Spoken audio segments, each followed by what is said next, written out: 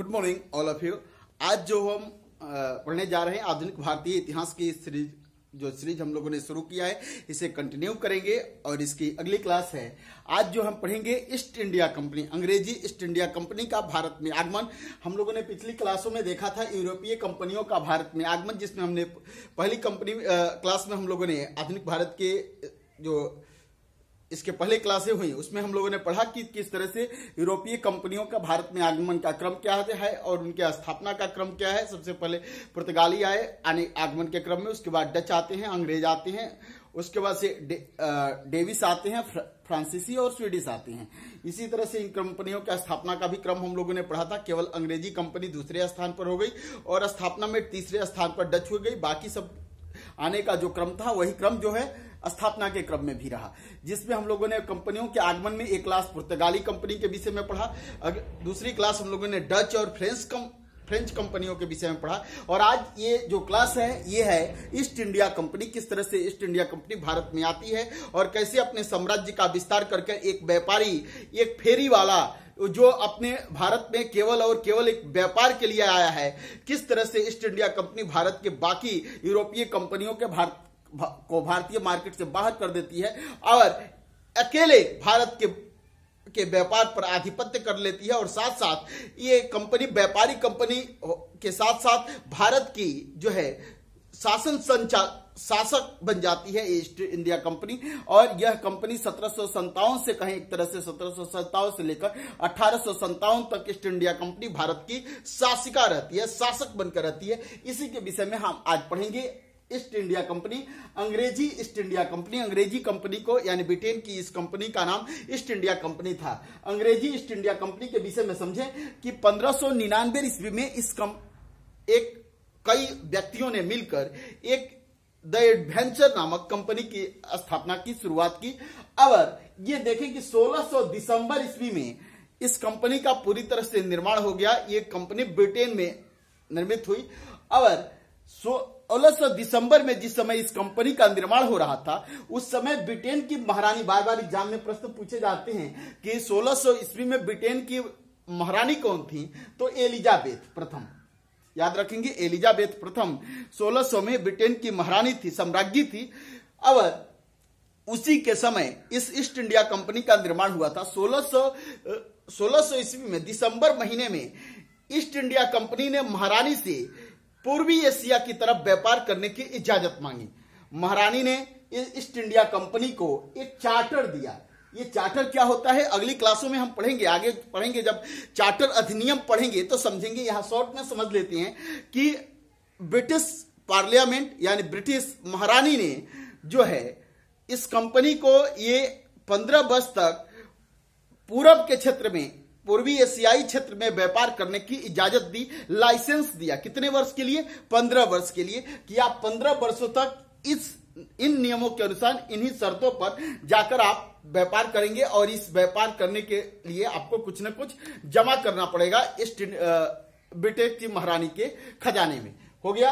अब तो एलिजाबेथ ने पूरब की तरफ व्यापार करने का आदेश दिया। इसे चार्टर एक्ट के नाम से जानते हैं। इस आदेश, इस लाइसेंस को चार्टर एक्ट कहते हैं। प्रारंभिक दौरों में यह 15 वर्ष के लिए मिलेगा। आगे हम देखेंगे जब पढ़ेंगे तो कि यह चार्टर 15 वर्ष से बढ़ाकर धीरे धीरे 20 वर्ष के लिए कर दिया गया। एक बार 20 वर्ष के लिए यह चार्टर मिलता था। आगे चलते हैं, चार्टर के विषय में हम अगली क्लासों में पढ़ेंगे।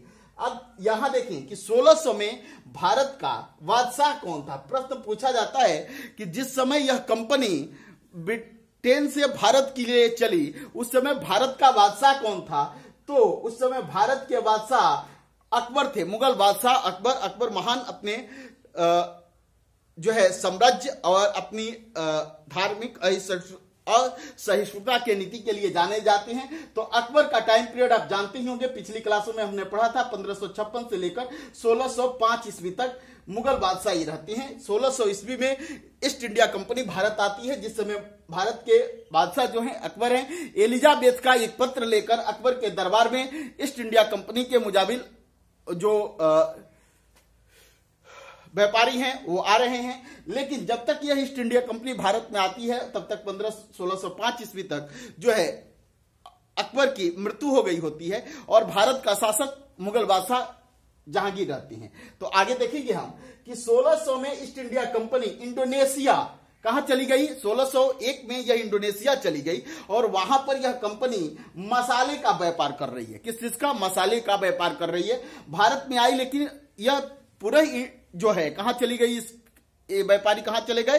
तो इंडोनेशिया में एक द्वीप है जिसे मसाला द्वीप कहते हैं। अब देखें कि अब प्रश्न यहां से यह पूछता है कि अंग्रेजों ने अपनी पहली व्यापारी कोठी, पहली व्यापारी फैक्ट्री कहां स्थापित की थी?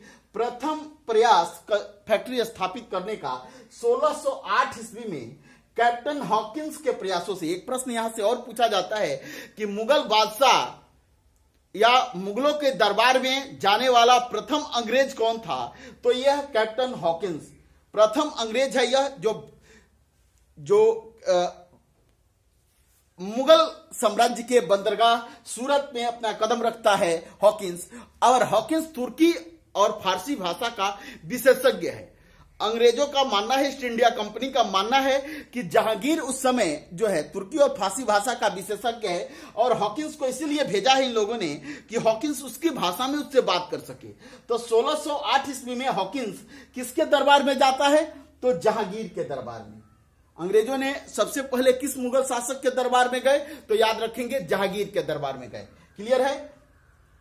और हॉकिंस ने सूरत में, सूरत उस समय मुगल साम्राज्य का के अंतर्गत आता था, तो सूरत में इन लोगों ने व्यापारिक कोठी यानी व्यापारिक फैक्ट्री खोलने की, यानी अपना एक गोदाम खोलने के लिए इजाजत मांगी। अब जहांगीर हॉकिंस से काफी प्रसन्न था। हॉकिंस को जहांगीर ने 2000 का मनसब भी दिया था। पिछली क्लासों में हम अकबर को जब पढ़ रहे थे, मुगल वंश का इतिहास जब पढ़ रहे थे, उसमें हम लोगों ने मनसबदारी व्यवस्था को समझा था कि मनसबदारी क्या है, जात और सवार व्यवस्था पर यह दारी व्यवस्था है और जात और सवार क्या है, इसके विषय में पिछली क्लासों में जो स्टूडेंट इसमें नए होंगे वो पहले मुगल को देखेंगे तो उसको उन्हें ये समझ में आ जाएगा। आप देखें कि सूरत में 1608 ईस्वी में जहांगीर ने हॉकिंस को इजाजत दी कि आप यहां पे कोठी स्थापित करें, लेकिन अनुमति मांगी, मिल गया ये अनुमति। पुर्तगालियों और सूरत के व्यापारियों, सूरत के सौदागर जो व्यापारी थे, जो मूल सूरत के रहने वाले थे, और पुर्तगालियों ने इस अंग्रेजों के खिलाफ जहांगीर की काने भर दी, जहांगीर से अंग्रेजों की शिकायत की। और सूरत के व्यापारियों ने अंग्रेजी ईस्ट इंडिया कंपनी के द्वारा सूरत में फैक्ट्री गोदाम खोले जाने पर काफी हंगामा किया, काफी विरोध प्रदर्शन किया, जिससे जहांगीर ने अपना यह आदेश वापस ले लिया। और विरोध के कारण जहांगीर ने इस अनुमति को रद्द कर दिया, अपना वापस जो आदेश दिया था फैक्ट्री स्थापित करने का उसे वापस कर लिया। अब देखें कि स्वाली की घटना, अब याद रखिए स्वाली की घटना क्या है कि स्वाली नामक जगह पर ये अंग्रेजों ने पुर्तगालियों को परास्त कर दिया। ये घटना काफी महत्वपूर्ण है। इस घटना से जहांगीर काफी अंग्रेजों के प्रति के शक्तिशाली व्यवहार से सख्ती से प्रभावित हुआ, उनके व्यवहार से प्रभावित हुआ और पुनः जहांगीर ने 1613 ईस्वी में सूरत में फैक्ट्री स्थापित करने यानी गोदाम खोलने का अंग्रेजों को इजाजत दे दिया और 1616 तक यह गोदाम बनकर पूरी तरह संचालित होने लगा, तैयार होकर शुरू हो गया। तो आपने देखा पहली फैक्ट्री खोलने की शुरुआत कहां? सूरत में हुई 1608 में हॉकिंस के प्रयासों से। लेकिन जहांगीर ने पुर्तगालियों और सूरत के व्यापारियों के विरोध के फलस्वरूप जो है ईस्ट इंडिया कंपनी को दी गई यह अनुमति रद्द कर दी। लेकिन पुनः स्वाली के युद्ध के बाद जिसमें अंग्रेज विजयी होते हैं पुर्तगालियों पर, जहांगीर ने 1613 ईस्वी में आदेश दिया कि आप सूरत में कोठी खोलो अंग्रेजों को। 1616 में यह कोठी बनकर तैयार हो गई और यहां से ही कार्य अंग्रेजों ने शुरू कर दिया। क्लियर हुआ? अब 1613 में सूरत में कोठी खुल गई, 1616 से व्यापार शुरू हो गया। तो प्रश्न आपसे पूछा जाता है, यहां पर यह प्रश्न काफी उलझाऊ रहता है, याद रखेंगे कि अंग्रेजों ने अपनी प्रथम फैक्ट्री कहां खोली? तो सूरत में। याद रखेंगे सूरत में पहली कोठी खोलने की शुरुआत जो हुई 1608 में सूरत से हुई, लेकिन किन्हीं कारणों बस इसमें क्या हुआ, प्रतिबंध हो गया, रद्द हो गया। क्या कारण थी ये आप समझ गए हैं कि रद्द कर दिया। लेकिन अगर पहली फैक्ट्री पूछेगा तो आप सूरत करेंगे। अब देखें यहां पे थोड़ा सा समझें कि 1615 ईस्वी, ये भी नाम याद रखेंगे कि टॉम्स रो, कौन है? टॉम्स रो जहांगीर के दरबार में आता है। याद रखेंगे कि दूसरा यह अंग्रेज है मुगल दरबार में पहुंचने वाला या जहांगीर के दरबार में पहुंचने वाला टॉम्स रो। प्रथम अंग्रेज कौन जो मुगल दरबार में पहुंचा है? हॉकिंस है। किसके दरबार में? जहांगीर के दरबार में पहुंचा है। अंग्रेजों ने अपनी प्रथम फैक्ट्री कहां खोलने की शुरुआत की है? तो सूरत में।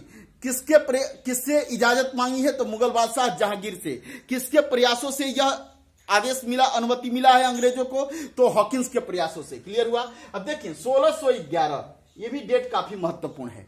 मसूलीपट्टनम में अंग्रेजी कोठी खोली, यानी गोदाम अंग्रेजों ने 1611 ईस्वी में मसूलीपट्टनम, आप जान ही रहे हैं आंध्र प्रदेश में है, तो ये मसूलीपट्टनम में अंग्रेजों ने अपनी फैक्ट्री खोली। क्लियर है? अब यही प्रश्न उलझता है बच्चों में कि प्रश्न है कि अब 1611 में यदि मसूलीपट्टनम में हुआ तो प्रथम कोठी किसे माने? यदि प्रथम कोठी की बात करें तो आप कब किसे कहेंगे? सूरत को। 1608 में ही इसको इजाजत मिल गई है।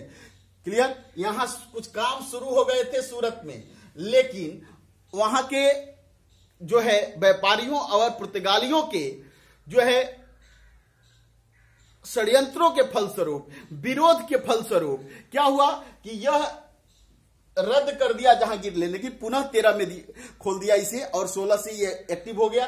तो कहां पहली स्थापित? तो याद रखेंगे 1608 सूरत। सूरत की फैक्ट्री कब चालू हो गई? पुनः 1613 ईस्वी में। काम करना पूरी तरह से कब शुरू कर दिया? 1616 में।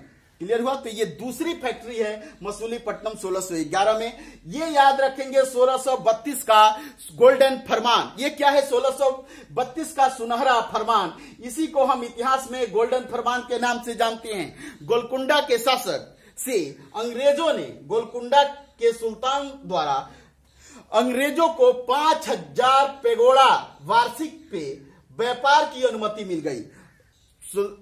गोलकुंडा के सुल्तान ने 500 पेगोड़ा अंग्रेजों से लिया और कहा कि 1 वर्ष के लिए आप 500 पेगोड़ा जमा कर दो, अतिरिक्त चुंगी किसी भी तरह की आपसे नहीं ली जाएगी और आपका ट्रेड बंगाल में जितना आपको गोलकुंडा प्रदेश में ट्रेड करना हो उतना आप ट्रेड कर सकते हैं। इसको इतिहास में गोल्डन फरमान के नाम से जाना गया, क्योंकि इस मात्र बहुत छोटी रकम थी 500 पेगोड़ा, जिसमें कि 1 वर्ष क्या, ये 1 वर्ष के व्यापार की अनुमति मिलती है। शायद यहां से 5000 पेगोड़ा से भी ज्यादा इनकम जो है गोलकुंडा के सुल्तान से होती और अंग्रेजों को इससे काफी लाभ होता है।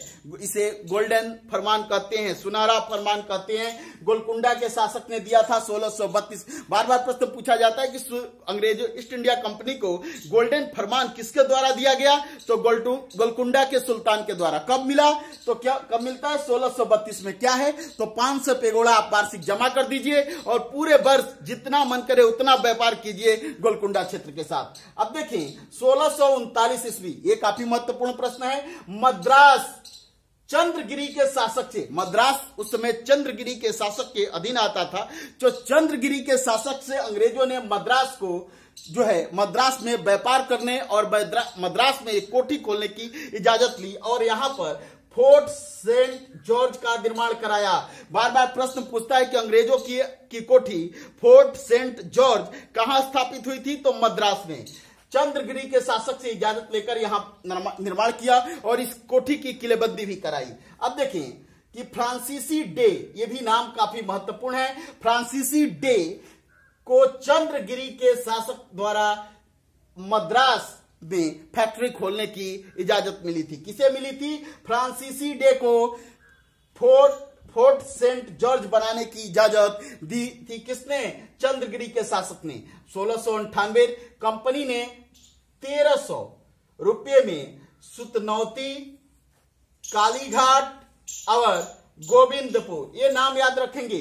कई बार बिहार पीसीएस में, कई सारे यूजीसी एग्जामों में, बहुत बार एग्जामों में प्रश्न, सभी प्रतियोगी परीक्षाओं में यहां से एक प्रश्न तो होता ही है। ये प्रश्न पूछता है कि किन 3 गांवों को मिलाकर कलकत्ता का निर्माण हुआ? तो याद रखेंगे सुतनौती, कालीघाट और गोविंदपुर। इन तीनों गांवों की जमींदारी 1698 ईस्वी में अजीम शाह से जो है अंग्रेज ईस्ट इंडिया कंपनी ले लेती है 1300 रुपये में, और इन्हीं तीनों गांवों को मिलाकर आगे चलकर 1700 में जॉब चार्नॉक कलकत्ता, प्रश्न पूछता है कि कलकत्ता शहर का संस्थापक कौन है, तो जॉब चार्नॉक 1700 ईस्वी में जॉब चार्नॉक ने इन तीनों गांवों को मिलाकर सुतनावती, कालीघाट और गोविंदपुर को मिलाकर कलकत्ता शहर की स्थापना की। क्लियर हुआ। अब देखेंगे कलकत्ता शहर की नींव डाली, और कलकत्ता में फोर्ट विलियम की जैसे फैक्ट्री स्थापित की, फोर्ट विलियम कोठी का निर्माण कराया जॉब चार्नॉक ने। ठीक है, ये याद रखेंगे। मद्रास में कौन सा बना, फोर्ट सेंट जॉर्ज, और कलकत्ता में फोर्ट विलियम। ये अक्सर मिलान करने के लिए देता है। याद रखेंगे कि अंग्रेजों के कलकत्ता का जो गोदाम था इसका नाम था फोर्ट विलियम, और मद्रास के गोदाम का नाम था फोर्ट सेंट।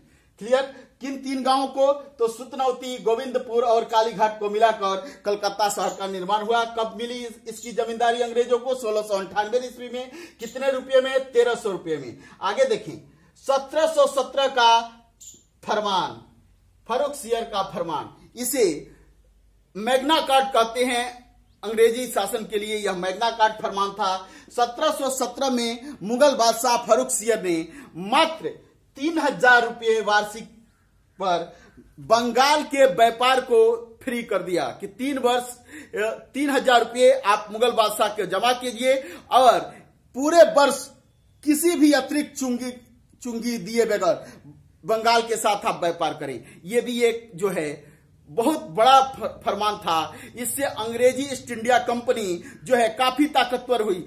काफी कम पैसे पर अंग्रेजी ईस्ट इंडिया कंपनी बंगाल के व्यापार पर आधिपत्य कर लेती है। इतना ही नहीं, इस फरमान के द्वारा अब ईस्ट इंडिया कंपनी भारतीय व्यापारियों को भी दस्तक जारी करती है कि लो, ये ठप्पा लगाती है, ये लाइसेंस लो और मेरे नाम पर आप जाकर व्यापार करो। इसके लिए भी ईस्ट इंडिया कंपनी अब भारतीय व्यापारियों से टैक्स वसूल करती है। कहती है अगर लाइसेंस चाहिए तो मेरे से ले जाओ, थोड़ा कम ही पैसा दो और ले जाओ। इसका दुरुपयोग किया अंग्रेजों ने भारतीय इस फर्रुखसियर के फरमान का, और बंगाल के व्यापार पर पूरी तरह से कब्जा कर लिया मात्र 3000 रुपया देकर, वार्षिक 3000। अब देखें अतिरिक्त चुंगी से भी अब इनको बरी कर दिया, व्यापारियों की व्यापार की अनुमति दे दी। अब देखें 1757 में पलासी का युद्ध हुआ बंगाल का, जिसके विषय में हम जब बंगाल प्रांत के विषय में पढ़ रहे थे, अंग्रेज और बंगाल प्रांत, उस समय उत्तरवर्ती मुगल शासकों के दौर में किस तरह से बंगाल स्वतंत्र होता है, कैसे धीरे धीरे प्लासी का युद्ध होता है, और प्लासी के युद्ध के बाद अंग्रेज कैसे बंगाल पर अपना आधिपत्य जो है स्थापित करने का प्रयास शुरू करते हैं। इस क्लास के विषय में हम लोगों ने पिछली क्लासों में पढ़ लिया था। अब देखिए 1661, ये भी याद रखेंगे, 1661 ईस्वी में ब्रिटेन के राजा चार्ल्स द्वितीय की शादी राजकुमारी कैथरीना, राजकुमारी कैथरीना जो पुर्तगाली राजकुमारी है से होता है।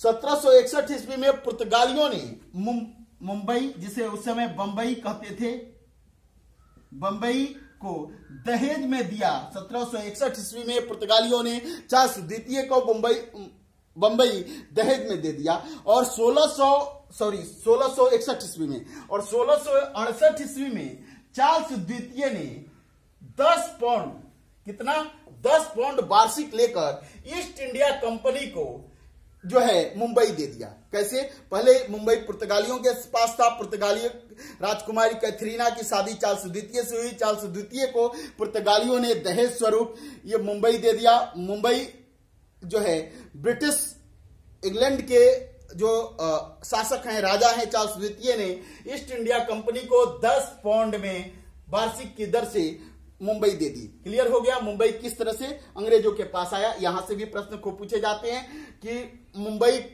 चार्ल्स द्वितीय ने अंग्रेजों को कब दिया, तो 1668 ईस्वी में चार्ल्स द्वितीय को मुंबई किससे मिला था, पुर्तगालियों से।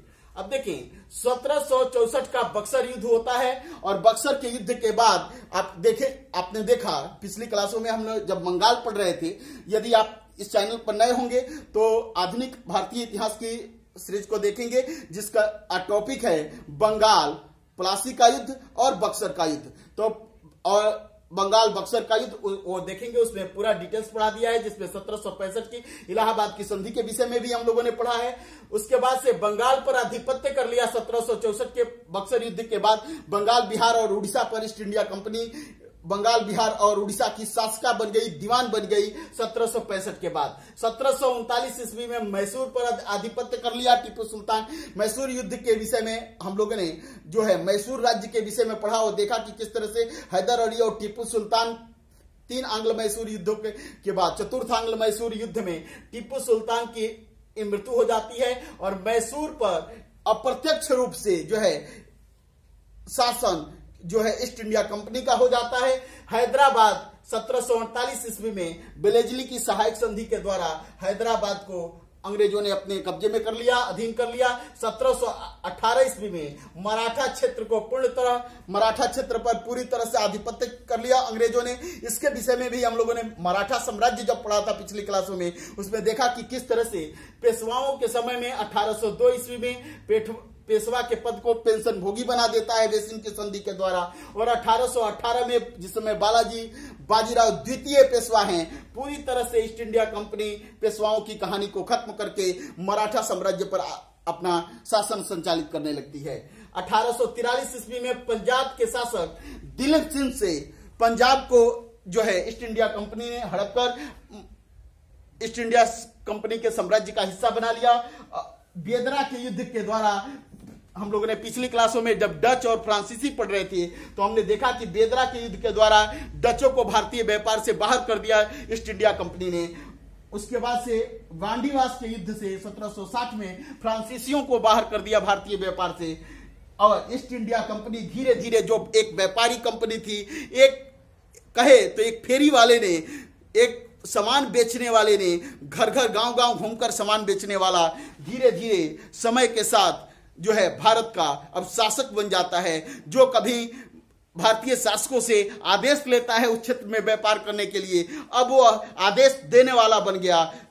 धीरे धीरे भारत पर ईस्ट इंडिया कंपनी ने अपना सिक्का जमा लिया, अपना शासन संचालित करना शुरू कर दिया। और 1857 तक 1757 से शुरू होता है ईस्ट इंडिया कंपनी का राज्य भारत में, और 1857 तक ईस्ट इंडिया कंपनी भारत की शासक रहती है, भारत का शासन संचालित करती है। अगली क्लासों में हम अब ईस्ट इंडिया कंपनी के काल में बाकी हम लोगों ने बंगाल, अवध आदि क्षेत्रों को, पंजाब, मराठा आदि क्षेत्रों को पिछली क्लास में पढ़ा और देखा था कि किस तरह से ईस्ट इंडिया कंपनी जब ये उत्तरवर्ती मुगल साम्राज्य से ये प्रांत अलग हुए तो कुछ दिनों तक अपनी स्वतंत्र सत्ता बनाए रखे, और जब भारत में ईस्ट इंडिया कंपनी अपना सिक्का जमाने लगती है तो धीरे धीरे इन राज्यों को समाप्त कर, इन राज्यों के शासकों को समाप्त कर इन राज्यों की शासिका बन जाती है और इन राज्यों का शासन संचालित करने लगती है। अवध, बंगाल, मैसूर, हैदराबाद आदि राज्यों की शासिका बन जाती है ये कंपनी। अगली क्लास में हम देखेंगे कि किस तरह से इस कंपनी ने जो है अत्याचार भारत में किया और इसके द्वैध शासन से, इसके द्वारा लाई गई नीतियों से भारत में एक जन क्रांति शुरू होती है, जिसके विषय में हम अगली क्लास में पढ़ेंगे। दैट्स ऑल, थैंक यू, धन्यवाद।